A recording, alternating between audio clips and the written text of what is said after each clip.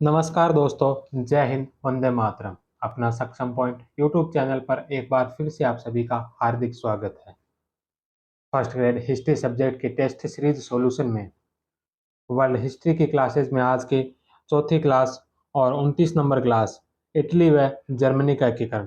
तो आज की क्लास में इटली और जर्मनी के एकीकरण से संबंधित कुछ महत्वपूर्ण प्रश्न करने वाले हैं। सबसे पहला प्रश्न है कि निम्नलिखित में से कौन सा कथन वीना कांग्रेस में जर्मनी के संबंध में दिए गए निर्णय के संबंध में असत्य है। तो कौन सा कथन है जो वीना कांग्रेस में जर्मनी के संबंध में दिए गए निर्णय के संबंध में असत्य है। सबसे पहला है कि जर्मनी को एक शक्तिहीन शक्तिहीन संघ राज्य के रूप में ऑस्ट्रिया के प्रभाव में रख दिया, तो यह सत्य है। दूसरा, किसी भी शासक को जर्मन सम्राट का पद नहीं दिया गया, यह भी सत्य है। संघीय डाइट का निर्माण किया गया, यह भी सत्य है। संघीय डाइट सिर्फ ऑस्ट्रिया द्वारा मनोनीत प्रतिनिधि ही शामिल हो सकते थे, तो यह बात है जो गलत है। 4 नंबर ऑप्शन इसका असत्य होगा, क्योंकि संघीय डाइट में जर्मनी रियासतों के शासकों द्वारा मनोनीत प्रतिनिधि ही शामिल हो सकते थे। यह संघीय डाइट ऑस्ट्रिया के प्रभाव में थी। नेक्स्ट क्वेश्चन है कि बर्सेनसेफ्ट नामक संगठन की स्थापना कब हुई थी। तो बर्सेनसेफ्ट नामक संगठन है, तो इस संगठन की स्थापना हुई थी 1815 ईस्वी में। बर्सेनसेफ्ट नामक संगठन का निर्माण 1815 ईस्वी में मैट्रिनिक व्यवस्था के विरुद्ध विद्यार्थियों के द्वारा किया गया था। इस संस्था का नारा था, नैतिक चरित्र के उत्थान से ही जर्मनी एकीकृत हो सकता है। इतिहासकार वहासिम के अनुसार युद्ध से लौटने वाले वीरों ने विश्वविद्यालयों की एक संस्था बर्सेनसेफ्ट बनाकर उन्होंने जर्मनी के शिक्षित युवकों में एकता, न्याय और स्वतंत्रता की भावना भर दी। इसी संस्था में 18 अक्टूबर 1817 ईस्वी को वाटनबर्ग में मार्टिन लूथर द्वारा घोषित धर्म सुधार की त्रिशताब्दी मनाने तथा लिप्जिंग के राष्ट्रीय युद्ध की चतुर्थ वर्षगांठ बनाने हेतु एक राष्ट्रीय उत्सव का आयोजन किया था। नेक्स्ट क्वेश्चन है कि फ्रैंकफर्ट संसद के आयोजन के समय प्रसा का शासक कौन था। तो फ्रैंकफर्ट संसद के आयोजन के समय प्रसा का जो शासक था वह था फ्रेडरिक विलियम चतुर्थ। 4 नंबर ऑप्शन। प्रसा के शासक फ्रेडरिक विलियम चतुर्थ को मार्च 1818 में आयोजित फ्रैंकफर्ट संसद में जर्मनी का सम्राट बनाने का निर्णय लिया गया, किंतु उसने अस्वीकार कर दिया। नेक्स्ट क्वेश्चन है कि मैं इस युग की उस भावुकता से डरता हूं जिसमें प्रत्येक दीवाने विद्रोही को सच्चा देशभक्त समझा जाता है। तो यह कथन किसका है कि मैं उस युग की भावुकता से डरता हूं जिसमें प्रत्येक दीवाने विद्रोही को सच्चा देशभक्त समझा जाता है। तो यह बात कही थी बिस्मार्क ने। 2 नंबर ऑप्शन। उपयुक्त कथन बिस्मार्क का है। बिस्मार्क ने 1847 ईस्वी में जर्मनी की राजनीति में प्रवेश किया। 1851 ईस्वी में पर्सा के सम्राट ने बिस्मार्क को फ्रैंकफर्ट की सभा में पर्सा का प्रतिनिधि नियुक्त किया। उसने इस सभा में 8 वर्ष तक पर्सा का नेतृत्व किया था। नेक्स्ट क्वेश्चन है कि मैं श्रीमान के साथ नष्ट हो जाऊंगा। मैं श्रीमान के साथ नष्ट हो जाऊंगा, किंतु संसद के इस संघर्ष में आपका साथ नहीं छोड़ूंगा। तो यह बात किसने कही थी कि मैं श्रीमान के साथ नष्ट हो जाऊंगा, किंतु संसद के इस संघर्ष में आपका साथ नहीं छोड़ूंगा। तो यह कथन है बिस्मार्क का। उपयुक्त कथन बिस्मार्क का है। बिस्मार्क को सेंट पीटर्सबर्ग में 1859 ईस्वी में राजदूत बनाकर भेज दिया गया था तथा मार्च 1862 ईस्वी में सेंट पीट्सबर्ग से हटाकर पेरिस में फ्रांस के राजदूत के रूप में भेजा गया। नेक्स्ट क्वेश्चन है कि मार्च 1848 ईस्वी में आयोजित फ्रैंकफर्ट संसद में जर्मनी को कितने राज्यों ने भाग लिया। तो 1848 ईस्वी में आयोजित फ्रैंकफर्ट संसद में जर्मनी के कितने राज्यों ने भाग लिया था। तो जर्मनी के 39 राज्यों ने भाग लिया था। मार्च 1848 ईस्वी में संपूर्ण जर्मनी का एक संघ बनाने के उद्देश्य से फ्रैंकफर्ट संसद का आयोजन किया गया, जिसमें 39 राज्य शामिल हुए। इसके अध्यक्ष वान कोगोर्गन थे। इसमें 831 निर्वाचित सदस्य थे। इस सदस्य के दो नारे थे, एक था आइनाहाट और स्वतंत्रता फ्राइहाट। हम संसद के पर्सा के शासक फ्रेडरिक विलियम चतुर्थ को नवीन जर्मन साम्राज्य का शासक बनाने का निर्णय लिया है, लेकिन लेकिन फ्रेडरिक विलियम चतुर्थ ने इसको अस्वीकार कर दिया है। नेक्स्ट क्वेश्चन है कि विलियम प्रथम को पर्सा का शासक कब बनाया गया। तो विलियम प्रथम को जो पर्सा का शासक कब बनाया था। तो विलियम प्रथम को पर्सा का जो शासक बनाया था, यह बनाया था 1861 ईस्वी में। पर्सा के सम्राट फ्रेडरिक विलियम चतुर्थ की 1861 में मृत्यु होने के बाद विलियम प्रथम को शासक बनाया गया था। नेक्स्ट क्वेश्चन है कि निम्नलिखित में से कौन सा कथन बिस्मार्क के संबंध में असत्य है। तो कौन सा कथन है जो बिस्मार्क के संबंध में असत्य कथन है। सबसे पहला कथन है कि 1862 ईस्वी में पेरिस में पर्सा का राजदूत नियुक्त किया। तो बिस्मार्क को 1862 ईस्वी में पेरिस में पर्सा का राजदूत नियुक्त किया था, यह सत्य है। दूसरा, 1862 ईस्वी में पर्सा का चांसलर नियुक्त किया। तो 1862 में पर्सा का चांसलर नियुक्त किया, यह भी सत्य है। तीसरा कि 1858 ईस्वी में सेंट पीट्सबर्ग रूस में पर्सा का राजदूत नियुक्त किया गया था। तो यह बात है जो गलत है, क्योंकि बिस्मार्क को तो सेंट पीट्सबर्ग रूस में पर्सा का जो राजदूत नियुक्त किया था, यह 1858 नहीं बल्कि 1859 में किया था। तो 3 नंबर है जो गलत है। और चौथा, 1848 ईस्वी में फ्रैंकफर्ट संसद में पर्सा का प्रतिनिधि नियुक्त किया था, यह सत्य है। तो असत्य कथन पूछा है, 3 नंबर ऑप्शन इसका राइट होगा। बिस्मार्क का जन्म 1 अप्रैल 1815 को ब्रेंडनबर्ग के एक भूस्वामी परिवार में हुआ। 1848 में बिस्मार्क का राजनीति में प्रवेश हुआ। 1859 ईस्वी में बिस्मार्क को सेंट पीटर्सबर्ग रूस में पर्सा का राजदूत नियुक्त किया था। नेक्स्ट क्वेश्चन है कि जर्मनी में कुल्टर कैफ क्या था। तो कुल्टर कैफ जो क्या था, यह था बिस्मार्क व कैथोलिक चर्च के बीच का संघर्ष। बिस्मार्क और कैथोलिक चर्च के बीच का जो जर्मनी में संघर्ष था उसे कुल्टर कैफ कहा गया। 1871 से लेकर 1887 ईस्वी के मध्य कैथोलिक चर्च व बिस्मार्क के बीच संघर्ष हुआ, जिसे उल्टर कैफ कहा गया। इसमें बिस्मार्क ने चर्च की शक्तियों को काफी कम कर दिया था। यूरोप के इतिहास में 1871 से 1890 बिस्मार्क द्वारा चांसलर पद से त्यागपत्र तक के काल को बिस्मार्क युग की संज्ञा दी गई है। नेक्स्ट क्वेश्चन है कि नाथनियाल फेरेन जर्मन नेशनल एसोसिएशन की स्थापना कब की गई थी। तो नाथनियाल फेरेन जो जर्मन नेशनल एसोसिएशन था, इसकी स्थापना हुई थी 1859 के अंदर। इस संगठन की स्थापना 1859 ईस्वी में की गई। यह जर्मनी की प्रथम राजनीतिक संस्था थी। यह संस्था विदेशियों के विरुद्ध जर्मन हितों की रक्षा के लिए प्रतिनिधि मूलक संसद स्थापित करना चाहती थी। 1868 ईस्वी में इस संस्था को भंग कर दिया गया था। नेक्स्ट क्वेश्चन है कि किस संधि द्वारा डेनमार्क को स्लेस्विग तथा होल्स्टाइन के साथ साथ ही लाइनबर्ग की डच्ची ऑस्ट्रिया तथा पर्सा के संयुक्त अधिकार में छोड़नी पड़ी। तो कौन सी संधि के तहत डेनमार्क को स्लेस्विग तथा होल्स्टाइन के साथ ही लाइनबर्ग की डच्ची ऑस्ट्रिया व पर्सा के साथ संयुक्त अधिकार में छोड़नी पड़ी। तो वीना संधि के तहत। वीना संधि 27 अक्टूबर 1864 ईस्वी को हुई थी। इस संधि के तहत स्लेस्विग होल्स्टाइन और लायनबर्ग के प्रदेश ऑस्ट्रिया तथा पर्सा के संयुक्त रूप में सौंपने पड़े और इनके संबंध में ऑस्ट्रिया पर्सा के निर्णय को स्वीकार करने का वचन देना पड़ा। नेक्स्ट क्वेश्चन है कि बिस्मार्क ने किस संदर्भ में कहा था कि मुझे विश्वास नहीं था कि ऐसा भी कोई ऑस्ट्रियन राजनेता होगा जो इस समझौते पर हस्ताक्षर कर सकेगा। तो यह किस संदर्भ में कहा था। तो यह कहा था गेस्टाइन संधि के संदर्भ में। गेस्टाइन समझौता जो 14 अगस्त 1865 को जर्मनी के विलियम प्रथम तथा ऑस्ट्रिया के फ्रांसिस जोसेफ के मध्य हुआ था। इस समझौते के तहत निम्न बिंदुओं पर सहमति बनी थी। तो कौन कौन से बिंदुओं पर सहमति बनी थी।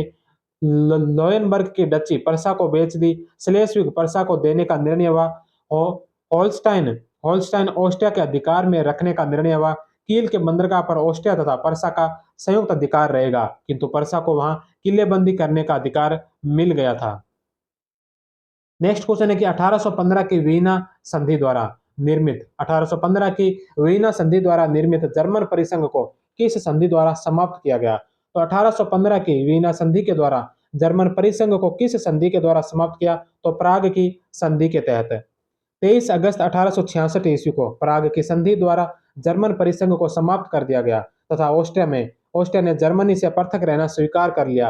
वीना सम्मेलन 1815 ईस्वी में जर्मन परिसंघ का निर्माण किया गया। ऑस्ट्रिया इस परिसंघ का अध्यक्ष तथा पर्सा उपाध्यक्ष था।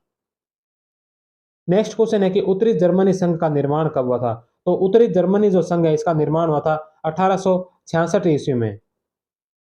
पर्सा के नेतृत्व में 21 राज्यों को मिलाकर उत्तरी जर्मन संघ का निर्माण 1866 ईस्वी में हुआ और यह 1871 ईस्वी तक रहा। इसके लिए संविधान का भी निर्माण करवाया गया। इस संघ के लिए 2 सदनों की संघीय संसद गठित की गई। पहली थी राइक्सटैग लोकसभा, इसके इसमें वयस्क मताधिकार द्वारा निर्वाचित प्रतिनिधि होते थे।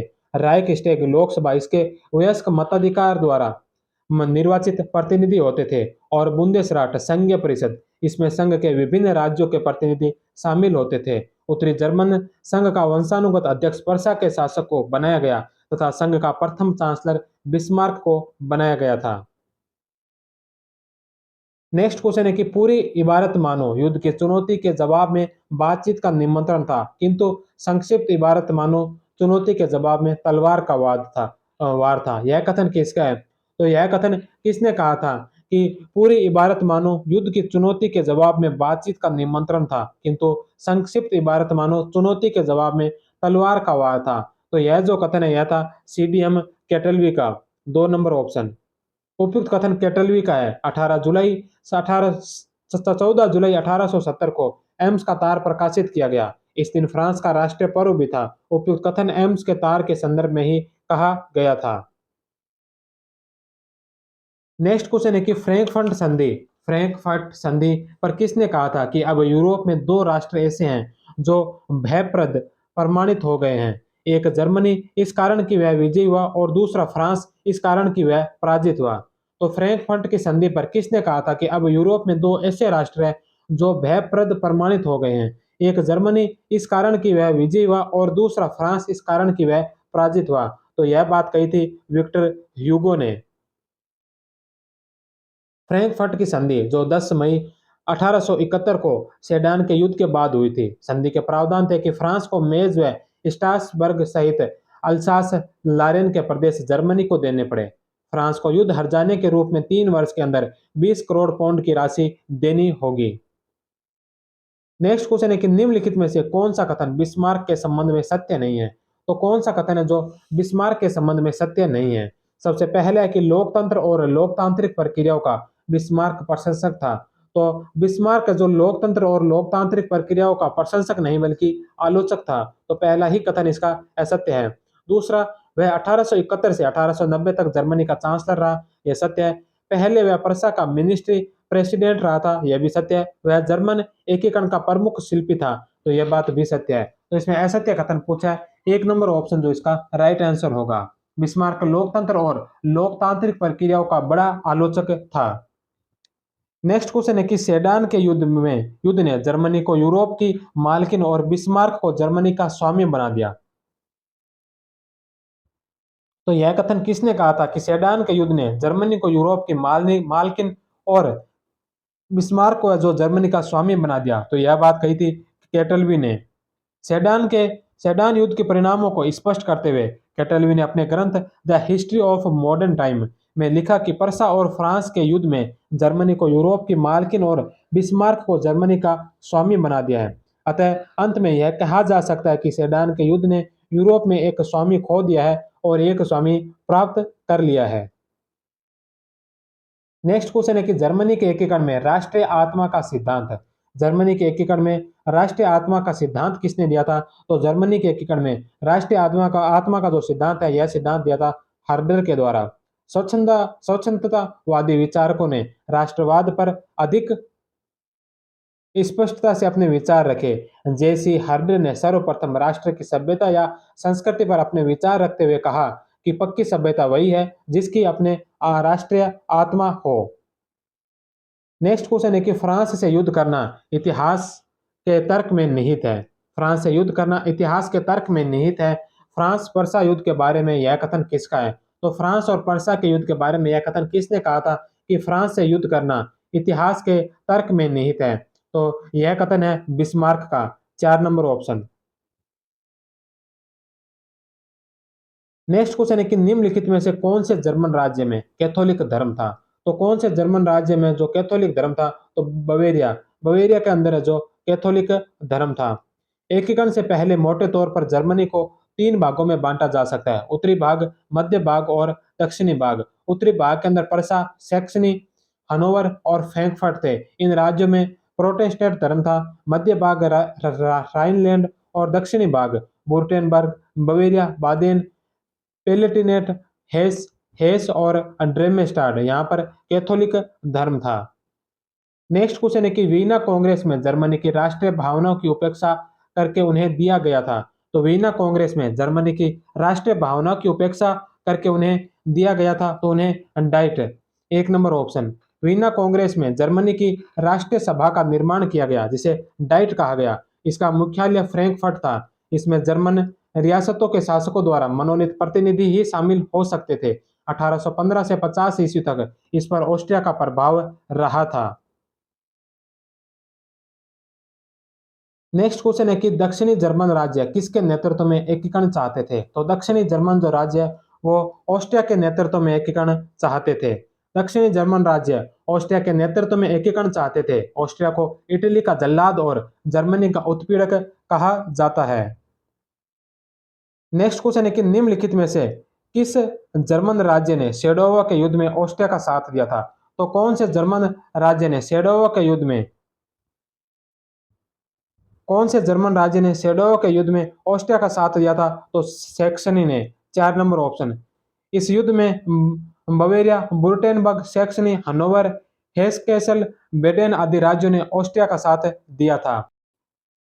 नेक्स्ट क्वेश्चन है कि इटली विमोचक समाज की स्थापना किसने की थी। तो इटली विमोचक समाज की जो स्थापना है गैरिबाल्डी के द्वारा की गई थी। 1862 ईस्वी में गैरिबाल्डी ने इटली विमोचक समाज का संगठन किया था। नेक्स्ट क्वेश्चन है कि अंग्रेजों ने इटली के एकीकरण के लिए किस नायक को दो दुनियाओं का नायक कहा था। तो अंग्रेजों ने इटली के एकीकरण के लिए किस नायक को दो दुनियाओं का नायक कहा था। तो यह कहा था गैरिबाल्डी को। गैरिबाल्डी ने गैरिबाल्डी ने इटली के एकीकरण में योगदान देने के साथ साथ दक्षिणी अमेरिका में रहने के दौरान अर्जेंटीना से उरुग्वे का बचाव किया था। गैरिबाल्डी को मोंटेविडियो का नायक भी कहा जाता है। नेक्स्ट क्वेश्चन है कि काउर को विक्टर इमैनुअल द्वितीय ने पहली बार अपना प्रधानमंत्री कब नियुक्त किया। तो का, का, काउर को काउर को विक्टर इमैनुअल द्वितीय ने पहली बार अपना प्रधानमंत्री नियुक्त किया था 1852 ईस्वी में। काउर 1852 ईस्वी में पहली बार प्रधानमंत्री बना। फिर विला फ्रैंका के विश्वासघात के बाद काउर ने अपना इस्तीफा 1859 ईस्वी में दे दिया। काउर को दोबारा जनवरी 1860 ईस्वी में प्रधानमंत्री बनाया गया था। नेक्स्ट क्वेश्चन है कि एसोसिएशन एगेरिया नामक संगठन की स्थापना किसने की थी। तो इस संगठन की स्थापना की थी काउर के द्वारा। Cavour, 2 number option. उपयुक्त संगठन की स्थापना काउर ने की थी। काउर ने ला मारमोरा को इसका अध्यक्ष नियुक्त किया था।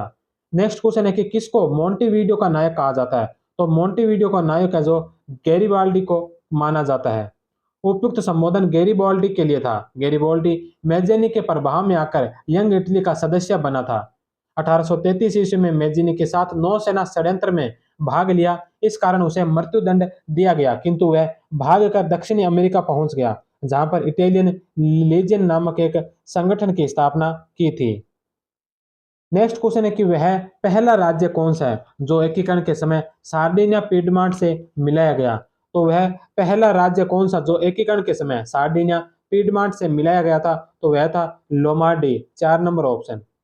इटली के एकीकरण के पहले चरण के बाद वीना व्यवस्था द्वारा इटली पर जो ऑस्ट्रिया का संरक्षण स्थापित किया गया वह समाप्त हो गया तथा लोमार्डी पहला राज्य था जो सार्डिनिया पीडमांट में मिलाया गया था। नेक्स्ट क्वेश्चन, कोलंबियस समझौते में काउर ने फ्रांस को कौन सा प्रदेश देने का आश्वासन दिया था। तो कोलंबियस समझौते में काउर ने फ्रांस को जो सेवाय और नीस के प्रदेश देने का आश्वासन दिया था। इस समझौते की प्रमुख शर्तें, यह समझौता जो 21 जुलाई 1858 को हुआ था, इसकी अगर प्रमुख शर्तों की बात की जाए तो इसमें प्रमुख शर्तें थी कि नेपोलियन ने वचन दिया कि ऑस्ट्रिया व इटली के बीच युद्ध होने पर फ्रांस 2 लाख सैनिक पीडमांट की सहायता के लिए भेजेगा। काउर ने नेपोलियन की सहायता के बदले उसे सेवाय और नीस के भाग फ्रांस को देने का आश्वासन दिया। अम्बिरिया अम्बिरिया और टस्कनी को मिलाकर इटली में एक नया राज्य बनाने और प्रिंस जेरोम बोनापार्ट को उस राज्य का शासक बनाने का निश्चय हुआ। विक्टर इमैनुअल द्वितीय की पुत्री क्लोथिडे का विवाह प्रिंस जेरोम बोनापार्ट के साथ होना निश्चित हुआ। समझौते में इटली को 4 राज्यों में विभाजित करने और उनका एक संघ बनाने की योजना बनाई गई। 19 जनवरी 1859 को ट्रियून की संधि द्वारा कोलंबियस समझौते की पुष्टि कर दी गई। नेक्स्ट क्वेश्चन है कि नेशनल सोसाइटी की स्थापना कब हुई थी? तो नेशनल सोसाइटी की स्थापना जो 1857 में हुई थी। उपयुक्त संगठन का लक्ष्य सार्डिनिया पीडमार्ट के राजा के नेतृत्व में इटली का एकीकरण करना था। गैरिबाल्डी इस समिति का सदस्य था। काउर को इससे गुप्त संपर्क था। इस समिति का नारा था एकता, स्वतंत्रता और विक्टर इमेनुअल। नेक्स्ट क्वेश्चन है कि केलाबियाना अफेयर बिल का संबंध किससे था? तो केलाबियाना अफेयर बिल का जो संबंध था यह था चर्च और पादरियों की शक्ति को कम करने के लिए। एक नंबर ऑप्शन है जो इसका राइट आंसर है। उपयुक्त बिल है जो विक्टर इमेनुअल द्वितीय के द्वारा चर्च और पादरियों की शक्ति को कम करने के लिए लाया गया था। यह बिल काउर के प्रयासों से पास हुआ, जिससे काउर की शक्ति काफी बढ़ गई थी। नेक्स्ट क्वेश्चन है कि काउर द्वारा आर्थिक उन्नति के लिए निम्नलिखित में से कौन सा प्रयास किया गया? तो काउर के द्वारा आर्थिक उन्नति के लिए कौन से प्रयास किए गए थे? तो मुक्त व्यापार की नीति अपनाई, गिरजाघरों की भूमि पर कर लगाया, बैंकों की स्थापना व सहकारी समितियां खोली गई। तो तीनों ये जो ये काउर के द्वारा आर्थिक उन्नति के लिए किए गए प्रयास थे। तो 1, 2 और 3 उपयुक्त सभी। 4 नंबर ऑप्शन इसका राइट आंसर है। काउर के द्वारा इटली के एकीकरण के लिए मुक्त व्यापार की नीति, गिरजाघरों की भूमि पर कर लगाना तथा बैंकों की स्थापना करना जैसे कार्य किए गए थे। नेक्स्ट क्वेश्चन है कि विक्टर इमेनुअल द्वितीय सार्डिनिया पीडमार्ट का राजा कब बना था? तो विक्टर इमेनुअल द्वितीय जो सार्डिनिया पीडमार्ट का राजा बना था, यह राजा कब बना था? तो यह राजा बना था 1861 ईस्वी में। विक्टर इमेनुअल द्वितीय 1861 ईस्वी में सार्डिनिया पीडमार्ट का राजा बना। यह मध्यम मार्गी नीति द्वारा इटली का एकीकरण करना चाहता था। पीडमार्ट की जनता उसे ईमानदार राजा कहा करती थी। इसको वर्तमान इटली का जनक भी कहा जाता था। नेक्स्ट क्वेश्चन है कि the cosmopolitanism of nation cosmopolitanism of nation पुस्तक किसकी है? तो यह पुस्तक है मैजिनी की। मैजिनी की पुस्तकें, मैजिनी की अन्य पुस्तकों में अगर बात की जाए तो वह द ड्यूटीज ऑफ मैन जो 1862 की है, an essay on the duties of man, a cosmopolitanism, Mazzini के समाचार पत्र प्रमुख समाचार पत्रों में संयुक्त इटालिया डेल पोमालो, इटली को एक राष्ट्र के रूप में इटली नाम से सर्वप्रथम मैजिनी ने ही संबोधित किया था। इटली शब्द का अर्थ है तुम जीवित हो। नेक्स्ट क्वेश्चन है कि मैजिनी के द्वारा यंग यूरोप की स्थापना कब की गई थी? तो मैजिनी के द्वारा जो यंग यूरोप की जो स्थापना है यह की गई थी 1834 ईस्वी में। मैजिनी ने 1834 में इटली के बर्न में यंग यूरोप की स्थापना की। 1837 ईस्वी में मैजिनी लंदन चला गया, जहां पर कार्ल मार्क्स से भेंट हुई। मैजिनी ने अपनी पुस्तक ड्यूटीज ऑफ मैन में श्रमिक वर्ग व जनसाधारण को अपने विचारों से प्रभावित करने की कोशिश की थी। नेक्स्ट क्वेश्चन है कि league of Sublime and perfect masters नामक गुप्त संगठन की स्थापना किसने की? तो league of Sublime and perfect masters नामक गुप्त संगठन की जो स्थापना यह की थी फिलियो बोनारोटी के द्वारा। यूरोप में गुप्त संस्थाओं की प्रणाली का जन्मदाता इटली था। विभिन्न गुप्त संगठन अडेल्फी रोमार्डी में मेसोनोरिया, रागी फेडेरेडी जो पीडमार्ट में कोबोनोरी, नेपल्स में 1810 ईस्वी में। इस संस्था की स्थापना गिबर्टी ने की थी। नेक्स्ट क्वेश्चन है कि निम्नलिखित में से कौन सा सुमेलित नहीं है? तो इसमें से बताना है कि कौन सा जो असुमेलित है। एक तरफ इटली के राज्य दे रखे हैं और दूसरी तरफ उनके शासकों के नाम दे रखे हैं।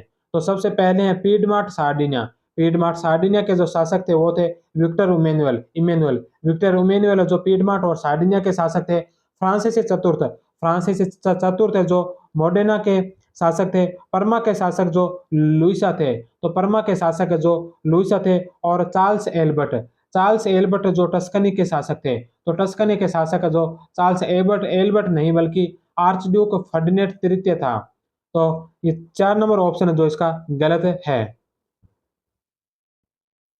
टस्कनी का शासक आर्च ड्यूक फर्डिनेंड तृतीय था, जो ऑस्ट्रिया के सम्राट फ्रांसिस प्रथम का भाई था।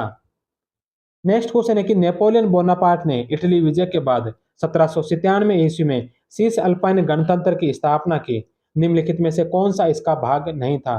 तो नेपोलियन बोनापार्ट ने इटली विजय के बाद 1797 ईस्वी में सीस अल्पाइन गणतंत्र की स्थापना की थी। निम्नलिखित में से कौन सा इसका भाग नहीं था? तो सील्स अल्पना अल्पाइन गणतंत्र के अंदर वेनेशिया, लोमार्डी और परमा थे, लेकिन टस्कनी नहीं था। तो 3 नंबर ऑप्शन जो इसका राइट आंसर है। नेपोलियन द्वारा 1797 ईस्वी में स्थापित शीर्ष अल्पाइन गणतंत्र में लोमार्डी, परमा, मोडेना, पोप के राज्य का कुछ भाग व वेनेशिया को मिलाया गया था। नेक्स्ट क्वेश्चन है कि निम्नलिखित में से कौन सा सुमेलित नहीं है। तो यहाँ पर भी बताना है कि कौन सा सुमेलित नहीं है। एक तरफ इटली का राज्य दे रखा है और दूसरी तरफ उनका शासन दे रखा है कि यह किसके द्वारा शासित था, यहाँ पर कौन है जो शासक था। सबसे पहला जो नाम आता है वो आता है वेनेशिया का। वेनेशिया जो सीधा ऑस्ट्रिया द्वारा शासित था। मोडेना जो ऑस्ट्रिया के राजकुमार द्वारा शासित था। वोलोगना जो इटली के एक शाही परिवार द्वारा शासित था। तो वो लोग ना जो इटली के शाही परिवार द्वारा शासित नहीं था। तीसरा तीसरा नंबर है जो इसका गलत है। चौथा है सिसिली। सिसिली एक बुर्बो राजकुमार द्वारा शासित था। तो सिसिली है जो एक बुर्बो राजकुमार के द्वारा शासित था। तो चौथा भी इसमें सही है। पहला, दूसरा और 4 नंबर, 1, 2 और 4 नंबर सही है और 3 नंबर है जो इसमें असत्य है। ऑस्ट्रिया के चांसलर मेटरनिक की अध्यक्षता में 1815 ईस्वी में वीना कांग्रेस का आयोजन किया गया। इस कांग्रेस में इटली को 8 भागों में बांटा गया था। सार्डिनिया पीडमाट, सेवाई नीस का क्षेत्र भी सेवाई वंश का शासन था। इस राज्य ने इटली के एकीकरण में अग्रणी भूमिका निभाई थी। दूसरा जो भाग था वो था लोमार्डी, यह इस पर ऑस्ट्रिया का प्रभाव था। तीसरा वेनेशिया, इस पर भी ऑस्ट्रिया का प्रभाव था। चौथा परमा, यहाँ की रानी लुइसा ऑस्ट्रिया की राजकुमारी थी। यह स्वतंत्र राज्य था किंतु ऑस्ट्रिया का प्रभाव था। 5 नंबर पर है मोडेना। मोडेना एक स्वतंत्र राज्य था किंतु ऑस्ट्रिया का प्रभाव था। छठा है टस्कनी। टस्कनी जो स्वतंत्र राज्य था किंतु ऑस्ट्रिया का प्रभाव था। नेपल्स, यहाँ स्पेन के बुर्बो वंश की शाखा का शासन था। और 8 नंबर पर है सिसिली। सिसिली है, यहाँ पर स्पेन के बुर्बो वंश की शाखा का शासन था। मध्य इटली में पोप का स्वतंत्र राज्य था। पाप नहीं, पोप। पोप का जो स्वतंत्र राज्य था। नेक्स्ट क्वेश्चन है कि पराग की संधि कब हुई थी। तो पराग की संधि है जो अगस्त 1866 में हुई थी। 23 अगस्त 1866 को जो पराग की संधि हुई थी। ऑस्ट्रिया तथा पर्सा के मध्य 16 मई 1866 से 3 जुलाई 1866 तक प्रसिद्ध सेडोव का युद्ध लड़ा गया था, जिसे 7 सप्ताह का युद्ध के नाम से भी जाना जाता है। इस युद्ध में पर्सा के सेनापति फोन मोल्टके के नेतृत्व में पर्सा ने ऑस्ट्रिया को पराजित किया था तथा इस युद्ध के पश्चात 23 अगस्त 1866 को प्राग की संधि हुई थी। सेडोवो का जो युद्ध है यह जो ऑस्ट्रिया और पर्सा के मध्य लड़ा गया। इस युद्ध में पर्सा ने ऑस्ट्रिया को पराजित किया था। बाद में 1866 में 21 जर्मन राज्यों को मिलाकर उत्तरी जर्मन परिसंघ का निर्माण किया गया था। नेक्स्ट क्वेश्चन है कि विक्टर इमैनुअल की तरफ से किस सेनापति ने 1870 में रोम पर अधिकार किया। तो विक्टर इमैनुअल की तरफ से कौन से सेनापति ने 1870 में रोम पर अधिकार किया था। तो यह किया था कैड्रोना के द्वारा। सार्डिनिया पीडमार्ट के सम्राट विक्टर इमैनुअल ने सेनापति कैड्रोना के नेतृत्व में सेना भेजकर 20 सितंबर 1870 को रोम पर अधिकार कर लिया था। नेक्स्ट क्वेश्चन है कि इटली का एकीकरण किस राज्य के नेतृत्व में हुआ था। तो इटली का एकीकरण है जो सार्डिनिया के नेतृत्व में हुआ था। इटली का एकीकरण सार्डिनिया के नेतृत्व में तथा जर्मनी का एकीकरण पर्सा के नेतृत्व में हुआ था। नेक्स्ट क्वेश्चन है कि फ्रांस तथा पर्सा के बीच 1870 में हुए सेडोन का युद्ध का तात्कालिक कारण बना था। तो फ्रांस तथा पर्सा के बीच 1870 में जो सेडोन का युद्ध हुआ था उसका तात्कालिक कारण क्या था। तो उसका तात्कालिक कारण था एम्स के तार। तो एम्स तार जो इसके तात्कालिक कारण था। फ्रांस के विदेश मंत्री गेमार्ट ने बर्लिन स्थित फ्रांसीसी राजदूत बेनेडेटी को इससे आशय तार भेजा इस आशय से तार भेजा कि वह शीघ्र ही पर्सा के शासक से लियोपोल्ड की उम्मीदवारी के लिए क्षमा पत्र मांगे और यह भी मांग करे कि वह भविष्य में कभी भी होहेंजोलन वंश के किसी व्यक्ति को स्पेन का उत्तराधिकारी बनने की अनुमति नहीं देगा। नेक्स्ट क्वेश्चन है कि प्राग की संधि पर पर्सा और किस देश के बीच हस्ताक्षर हुए थे। तो प्राग की संधि पर पर्सा के और ऑस्ट्रिया के हस्ताक्षर हुए थे। 23 अगस्त 1866 को ऑस्ट्रिया और पर्सा के बीच प्राग की संधि हुई थी। इस संधि के तहत ऑस्ट्रिया ने पर्सा से अलग रहना स्वीकार कर लिया तथा स्लेस्विग और होल्स्टाइन राज्यों पर पर्सा का अधिकार मान लिया था। नेक्स्ट क्वेश्चन है कि जर्मनी में कालस्वाद घोषणा किसके द्वारा की गई थी? तो जर्मनी के अंदर जो कालस्वाद की घोषणा की थी, यह की थी मेटरनिक ने। 3 नंबर ऑप्शन। राष्ट्रवादियों का दमन करने के लिए 1819 में मेटरनिक के द्वारा कालस्वाद के आदेश जारी किए गए थे। नेक्स्ट क्वेश्चन है कि फ्रैंकफर्ट की संधि यूरोप का रिसने वाला फोड़ा बन गया। फ्रैंकफर्ट की संधि यूरोप का रिसने वाला फोड़ा बन गया, यह कथन किसका है? तो यह कथन है हेजन का। फ्रैंकफर्ट की संधि सेडान के युद्ध के बाद 10 मई 1871 को हुई थी, जिसके तहत अल्सास लोरेंस के प्रदेश फ्रांस को खोने पड़े थे। नेक्स्ट क्वेश्चन है कि पर्सा ने 7 सप्ताह के अंदर किस शक्ति को पराजित किया था? तो पर्सा ने 7 सप्ताह के अंदर कौन सी शक्ति को पराजित किया था? तो यह किया था ऑस्ट्रिया को। गेस्टाइन समझौते के बाद बिस्मार्क ने कहा था कि हमने हमने इस समझौते को कागज की दरार से ढक दिया है, और वॉन मोल्टके के नेतृत्व में सेना भेजकर 1866 के सेडोवो के युद्ध, जिसे 7 सप्ताह का युद्ध कहते हैं, में ऑस्ट्रिया को पराजित कर दिया। इस युद्ध के बाद 23 अगस्त 1866 को ऑस्ट्रिया के साथ प्राग की संधि की गई थी। नेक्स्ट क्वेश्चन है कि डेनमार्क को पराजित करने में पर्सा का साथ किसने दिया था? तो डेनमार्क को पराजित करने में पर्सा का साथ किसने दिया? तो पर्सा का साथ दिया था ऑस्ट्रिया ने। डेनमार्क ने जब स्लेस्विग तथा होल्स्टाइन नामक बस्तियों का विलय डेनमार्क में कर दिया, तब पर्सा ने ऑस्ट्रिया के साथ मिलकर डेनमार्क पर आक्रमण कर दिया, और वीना समझौते के तहत दोनों बस्तियों पर ऑस्ट्रिया तथा पर्सा का अधिकार हो गया था। नेक्स्ट क्वेश्चन है कि विलियम प्रथम पर्सा का शासक कब बना? तो विलियम प्रथम है जो पर्सा का शासक बना था 1861 ईस्वी में। विलियम प्रथम पर्सा का 1861 में पर्सा का शासक बना।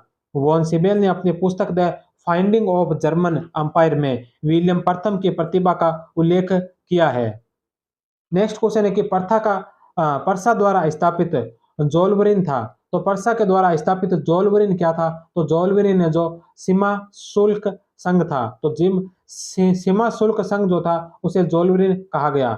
फ्रेडरिक लिस्ट के सुझाव पर 1819 में जोलवरिन या सीमा शुल्क संघ आरंभ किया गया। इस संघ के सदस्य राज्यों के द्वारा एक दूसरे के माल पर चुंगी नहीं ली जाती थी। नेक्स्ट क्वेश्चन है कि यह इतिहास के मजाकों में से एक है कि आधुनिक जर्मनी का जन्मदाता नेपोलियन है। यह कथन किसका है? तो यह कथन किसने कहा कि यह इतिहास के मजाकों में से एक मजाक है कि आधुनिक जर्मनी का जन्मदाता नेपोलियन है? तो यह कथन कहा था लिप्सन ने। नेपोलियन ने 1806 में पवित्र रोमन साम्राज्य का अंत कर सभी जर्मन राज्यों को मिलाकर एकीकृत राइन संघ का निर्माण किया था। नेक्स्ट क्वेश्चन है कि रोम इटली की राजधानी कब बना? तो रोम है जो इटली की राजधानी कब बना था? तो रोम इटली की राजधानी बना था 1871 ईस्वी में। सेडान के युद्ध के दौरान नेपोलियन तृतीय को पर्सा के विरुद्ध युद्ध लड़ने के लिए रोम से अपनी सेना बुलानी पड़ी, और इसका फायदा उठाकर सार्डिनिया पीडमार्ट के सम्राट विक्टर एमुनुअल ने 20 सितंबर 1870 को रोम पर अधिकार कर लिया। 2 जून 1871 को विशाल जुलूस के साथ विक्टर इमेनुअल ने रोम में प्रवेश की घोषणा की। हम रोम आ गए हैं और अब यहीं रहेंगे। नेक्स्ट क्वेश्चन है कि इटली को वेनेशिया की प्राप्ति कब हुई थी? तो इटली को वेनेशिया की प्राप्ति कब हुई थी? तो इटली को वेनेशिया की प्राप्ति हुई थी 1866 ईस्वी में। पर्सा ने सेडोवा के युद्ध से पूर्व इटली को आश्वासन दिया था। पर्सा ने सेडोवा के युद्ध से पूर्व इटली को आश्वासन दिया था कि अगर वह युद्ध में उनका सहयोग करेगा तो वेनेशिया का प्रदेश दिलवा दिया जाएगा, और सेडोवा के युद्ध में ऑस्ट्रिया के पराजित होने के बाद संधि के तहत इटली को वेनेशिया का प्रदेश दिया गया था। नेक्स्ट क्वेश्चन है कि इस देश ने विजय उल्लास का प्याला होठों से लगाया ही था कि वह गिरकर चकनाचूर हो गया। इस देश ने विजय उल्लास का प्याला होठों से लगाया ही था कि वह गिरकर चकनाचूर हो गया। विला फ्रैंका की संधि के विषय में लिप्सन ने उक्त कथन किस देश के विषय में कहे थे? तो यह कहे थे सार्डिनिया के संबंध में। 3 नंबर ऑप्शन। कोलंबियस समझौते के बाद केउर ने ऑस्ट्रिया को भड़काने वाली गतिविधियां की तथा घोषणा की कि फैसला हो चुका है और हम इतिहास बनाएंगे। तब फ्रांस और सार्डिनिया की संयुक्त सेनाओं ने ऑस्ट्रिया को क्रमशः मोंटेबेलो, पोलेस्ट्रो, मेंगेता तथा साल्फरिनो नामक लड़ाइयों में ऑस्ट्रिया की सेना को पराजित किया। लेकिन इसी बीच नेपोलियन तृतीय ने ऑस्ट्रिया के साथ विल्फ्रेंका की संधि कर ली। तब इतिहासकार लिप्सन ने कहा था कि इस देश में विजय उल्लास का प्याला अपने होठों से लगाया ही था कि वह गिरकर चकनाचूर हो गया। नेक्स्ट क्वेश्चन है कि तुम इतने चतुर हो कि तुमने ऐसे मामले में भी प्रवेश पा लिया जिसे तुम्हारा कोई प्रयोजन नहीं है। फ्रांसीसी विदेश मंत्री वेलेवस्की का यह कथन किसके लिए था? तो फ्रांसीसी विदेश मंत्री वेलेवस्की का यह कथन किसके लिए था कि तुम इतने चतुर हो कि तुमने ऐसे मामले में भी प्रवेश पा लिया है जिससे तुम्हारा कोई प्रयोजन नहीं है। तो यह कथन काउर के लिए था। 1854 में रूस और तुर्की 1854 में रूस और तुर्की के मध्य क्रीमिया का युद्ध हुआ, जिसमें कैऊर ने ला मार्मोरा नामक सेनापति के नेतृत्व में 17,000 सैनिकों टर्की के सहयोग के लिए भेज दिए थे। युद्ध समाप्ति के बाद 1856 में हुए पेरिस सम्मेलन में इंग्लैंड, फ्रांस, रूस और ऑस्ट्रिया के साथ सार्डिनिया के प्रतिनिधि के तौर पर कैऊर ने भी भाग लिया। तब कैऊर ने यहाँ इटली की दुर्दशा का वर्णन किया। तब फ्रांस के सम्राट नेपोलियन तृतीय ने कहा, ओ कैऊर, मैं तुम्हारे इटली के लिए क्या कर सकता हूं? नेक्स्ट क्वेश्चन है कि 1847 में काउर ने जिस समाचार पत्र का प्रकाशन किया उसका नाम क्या था? तो 1847 के अंदर काउर ने जो समाचार पत्र प्रकाशित किया था वह था इल रिसार्जिमेंटो। इल रिसार्जिमेंटो जो काउर के द्वारा 1847 में शुरू किया गया समाचार पत्र था। काउर ने 1847 में इल रिसार्जिमेंटो नामक समाचार पत्र का प्रकाशन किया था। 1850 में वह सार्डिनिया पीडमार्ट का वित्त व उद्योग मंत्री तथा 1852 में प्रधानमंत्री बन गया था। नेक्स्ट क्वेश्चन है कि ज्यूरिख की संधि हुई थी। तो ज्यूरिख की संधि किस किस के बीच हुई थी? तो ज्यूरिख की जो संधि है यह संधि हुई थी ऑस्ट्रिया और सार्डिनिया के मध्य।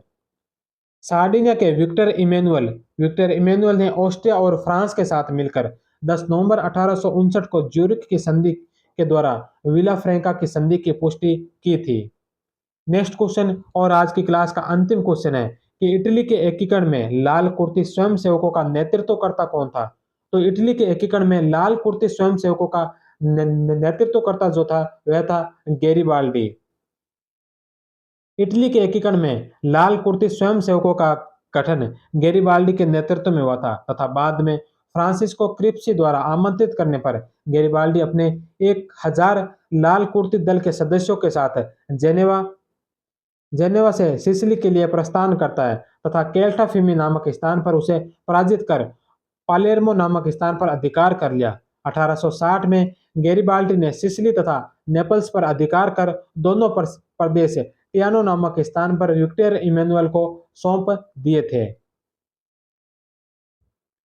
तो ये थी दोस्तों आज की क्लास जो यहीं पर समाप्त होती है। कल की क्लास में हम पढ़ेंगे प्रथम विश्व युद्ध और द्वितीय विश्व युद्ध, जिसके कारण, उसकी घटनाएं, उसके परिणाम और उसके पश्चात जो राष्ट्र संघ और संयुक्त राष्ट्र संघ का निर्माण हुआ था उसके बारे में। तो दोनों विश्व युद्ध और राष्ट्र और संयुक्त राष्ट्र से संबंधित कल की क्लास होगी। तब तक आप सभी का बहुत बहुत धन्यवाद। जय हिंद, वंदे मातरम।